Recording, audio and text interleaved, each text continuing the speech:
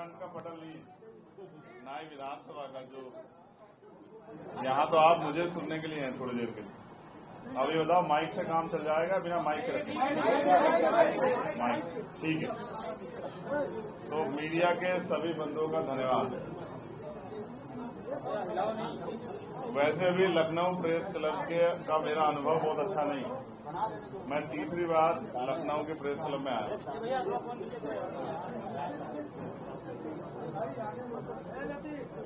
आज की जो प्रेस वार्ता है उसका सबसे बड़ा विषय है जनहित। और आपने और मैंने खुद देखा, मैं जहां गया था उस जगह का नाम है हैदर कैनाल रोड, और सरकार वहां एक प्रोजेक्ट ला रही है एलिवेटर रोड। 16 किलोमीटर का एरिया है जिससे लाखों परिवार प्रभावित हो रहे हैं। उससे पहले अकबरपुर में डेमोलेशन हुआ, अकबर नगर में, और पंतनगर और कई जो है जगहों पे डेमोलिशन का जो है बुलडोजर राज जो है वो प्रभावी होने का काम कर रहा था। मैं आज, मेरे पास उनका लेटर गया था कि आपको आना चाहिए क्योंकि लाखों लोगों की जिंदगी का सवाल। तो मैं अपनी बात को शुरू करते हुए इस बात की प्रमुखता के इसका जो मेन कारण उस पर आपका ध्यान आकर्षित करता हूं। ये देश 14 अगस्त 1947 को अंग्रेजों के अधीन था। 15 अगस्त को हम लोग आजाद हो गए। 16 अगस्त को भारत आजादी का जीवन जी रहा था, लेकिन धन धरती राजपाट में बंटवारा नहीं। जो व्यवस्था इस देश में चली आई है उस व्यवस्था के कारण लाखों लोग, करोड़ों लोग ऐसे थे, आबादी का 80-85% वर्ग, जिनके पास ना कोई रोजगार था, ना जमीन थी, ना कोई उद्योग था, ना ही नौकरियां थी, ना ही कुछ और थी। तो अमीर अमीर रह गया, गरीब गरीब रह गया। जिसके पास एक गज जमीन नहीं थी उसके पास आजादी के बाद ऐसा नहीं कि हजारों बीघे जमीन आ गई हो। जिसके पास 1 बीघा जमीन थी उसके पास 1 बीघा जमीन, जो भूमिहीन था वो भूमिहीन रहा। जैसे एक न्यूज एजेंसी का सर्वे है कि 54% दलितों पे 1 गज जमीन नहीं है देश के अंदर। तो ये वो लोग हैं जिनको आज अवैध कहा जा रहा है, जिनसे चुनाव में हाथ जोड़ के वोट मांगी जाती है, जिनके पैर छुए जाते हैं, पैर धोए जाते हैं, पैर दबाए जाते हैं।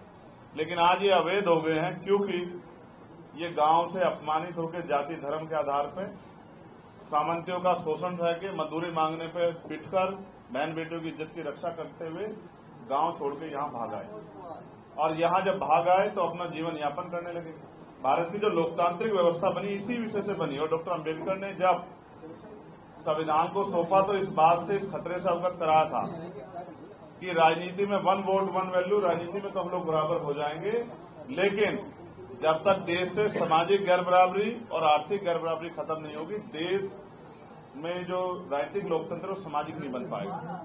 और जिम्मेदारी थी सत्ता में बैठे लोगों के कंधों पे कि वो अंतिम व्यक्ति तक सुख सुविधाएं पहुंचाएं। अभी इतने लंबे प्रयास के बाद 10% लोग अपने पैरों पर खड़े हुए हैं, 90% लोग वंचित वर्ग के वही हैं हाशिए पे। और ऐसे में जो उन्होंने तैयार किया है ये घर आज के नहीं है, कोई 60 साल पुराना है, कोई 80 साल पुराना है, कोई 100 साल पुराना है। इतने बुरे हालातों से अपनी मेहनत कमाई से इन्होंने तैयार किया है। सरकार आज उनको बसाने की जगह उजाड़ने का काम कर रही है।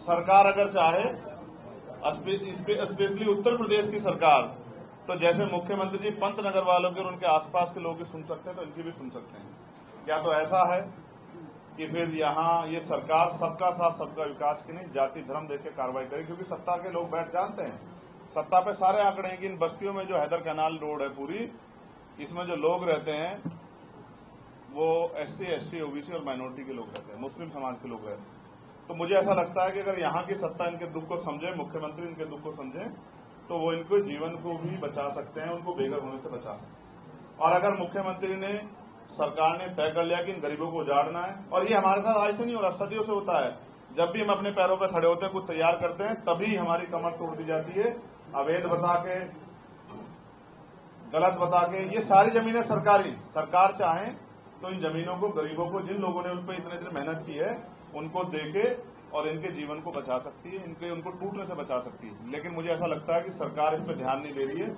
इस कारण बड़े बड़े प्रोजेक्ट की आड़ में गरीबों को कुचला जा रहा है। अमीरों को रात में तारे दिखने चाहिए, इसलिए गरीबों के घरों को जमींदोज किया जा रहा है। हम अपने लोगों को बेघर नहीं होने देंगे। मैं मुख्यमंत्री जी से ये आग्रह करता हूं, निवेदन करता हूं, मांग करता हूं कि वो पंतनगर के तरह इनका दर्द भी सुने।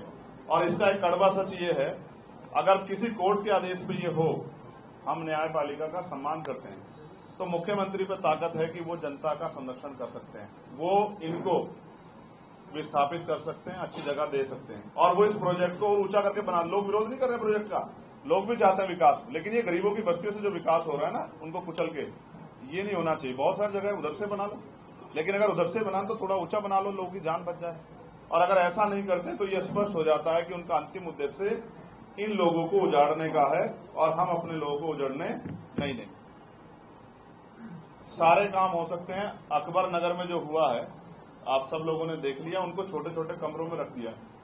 वहां बिजली नहीं आ रही है, पानी की व्यवस्था नहीं है, सुरक्षा की व्यवस्था नहीं है, वो सब लोग रो रहे हैं। उनके ऊपर जबरदस्ती 5 लाख रुपए का वो जो है एक अमाउंट तय कर दिया कि आपको ही देना है। लोगों पर खाने को रोटी नहीं है, लेकिन सरकार को पैसा चाहिए।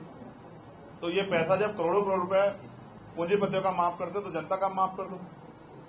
तो मेरा ये मत है कि सरकार को हमारी इस मांग को सुनना चाहिए। और अगर सरकार, मुख्यमंत्री यहीं रहते हैं, अगर मुख्यमंत्री खुद जाके देखेंगे तो उन माओं के आंसू देख के शायद मुख्यमंत्री का दिल पिघल जाए, उनको तरस आ जाए इन गरीबों पे, जो गरीब अपने घर को उजड़ने से बचाने के लिए आंदोलन कर रहे हैं। मैं उन सभी गरीब परिवारों के साथ हूं, और उनकी लड़ाई सड़क से लेकर पार्लियामेंट तक हम लोग लड़ेंगे। और मेरा ये मानना है कि सत्ता हमारी बात को इसलिए सुनेगी क्योंकि बहुत जल्द चुनाव में वोट मांगने भी सत्ता के लोगों को जाना है, वरना वही हश्र होगा जो अयोध्या में हुआ। अयोध्या में भी इसी तरह जो है विकास के नाम पे गरीबों को उजाड़ा गया। फिर जनता ने बताया कि धर्म सेकेंडरी है, पहले उनका जीवन है, उनकी सुख सुविधाएं हैं, उनको इज्जत की जिंदगी मिले, और जो उनको नुकसान पहुंचाएगा उनको सबक सिखा, वो वोट की जोर से सबक सिखाएंगे। साथ साथ आपके और मेरे याद होगा कि उत्तर प्रदेश में पुलिस की एक भर्ती आई थी, जिसके बहुत बड़े बड़े प्रचार हुए। लाखों बच्चों ने, लगभग 66 लाख बच्चों ने फॉर्म भरा था। बड़ी नौकरी की व्यवस्था होने वाली थी, सब लोग परेशान, खुश थे कि नौकरी आ गई है।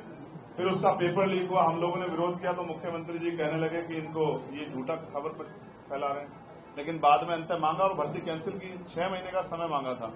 मैं बस लखनऊ में बैठ के मुख्यमंत्री भी याद दिला रहा हूं, समय पूरा हो गया। वो बच्चे जो हैं इंतजार देख रहे हैं, उनकी बहनें सपने देख रही हैं, उनकी माएं, उनके पिता सपने देख रहे हैं कि हमारा बच्चा नौकरी लग के अपने पैरों पर खड़ा होगा, हमारी जिंदगी बदलेगी। तो उस भर्ती को मुख्यमंत्री जल्दी करा दें। और साथ साथ मैं एक मांग को पार्लियामेंट में भी उठा चुका, यहां भी आपके सामने रख रहा हूं। मुख्यमंत्री जी के हाथ में ताकत है, मेरे हाथ में नहीं है, कि वो पुलिस रिफॉर्म कर सकते हैं। पुलिस की ड्यूटी 8 घंटे करके उनको सप्ताह में 1 दिन की छुट्टी दे सकते हैं। उनको इस बोझ से, अनावश्यक बोझ से फ्रस्ट्रेशन निकाल सकते हैं, उनकी वेतन विसंगतियां दूर कर सकते हैं। उनके पास ताकत है, मेरे पास नहीं है। मैं चीफ मिनिस्टर होता तो आज ही कर देता, लेकिन उनके पास है। वो उनकी बॉर्डर स्कीम से उनको निजात दिला सकते हैं, क्योंकि छुट्टी भी अगर मिल गई तो 500 किलोमीटर जब तक घर पहुंचेगा इतना तो छुट्टी का डे ही खत्म हो जाएगा। पत्रकारों पर जिस तरह के हमले हो रहे हैं, अभी एक रिपोर्टिंग करने 5 पत्रकारों पर मुकदमा कर दिया। ये जो पत्रकारों के पे हमले हो रहे हैं, उनकी आवाज को दबाया जा रहा है, ये भी बंद होना चाहिए। मुख्यमंत्री ने वादा तो किया है कि पत्रकारों के साथ अन्याय नहीं होगा, लेकिन मैंने तो बनारस में अभी एक एसडीएम को पिटते हुए देखा। यहां कौन सुरक्षित है? अधिकारी सुरक्षित नहीं है, कर्मचारी सुरक्षित नहीं है, नौजवान सुरक्षित नहीं है। और मेरी मुख्यमंत्री से मांग है, वो सबका साथ सबके विकास की बात करते हैं, तो उनको जो वेस्टलैंड है, बंजर भूमि है, ग्राम समाज की भूमि है, वंचित वर्गों में बांट देना चाहिए उस भूमि को, जिससे कि वो लोग खेती किसानी करके, कोई रोजगार तो नहीं, पढ़े लिखे नौजवान बेरोजगार घूम रहे हैं, किसानों को फसल का दाम नहीं मिल रहा है। तो जो वेस्टलैंड है उसको गरीब कमजोर तबके में बांट देना चाहिए। उत्तर प्रदेश के कई ऐसे जिले हैं पूर्वांचल के, जहां से मैं आता हूं, नगीना लोकसभा से, बिजनौर, मेरठ, मुजफ्फरनगर बाढ़ से ग्रसित होने वाले हैं। सरकार चाहे तो उन लोगों की जीवन को सुरक्षित कर सकती है। बहुत लोगों की जाने जाती, बहुत फसलें उजड़ जाती है, मुआवजे के नाम पे चंद सिक्के दिखाए जाते हैं। मैं आग्रह करूंगा मुख्यमंत्री जी से कि नींद से जागे मुख्यमंत्री जी सुन लीजिए, गरीबों को, किसानों को, मजदूरों को सुन लीजिए। और एक बहुत इंपॉर्टेंट विषय है जिसपे आज चर्चा आपको मुझे करनी है, उसके लिए मैं वहां से यहाँ चल के भी आया हूं।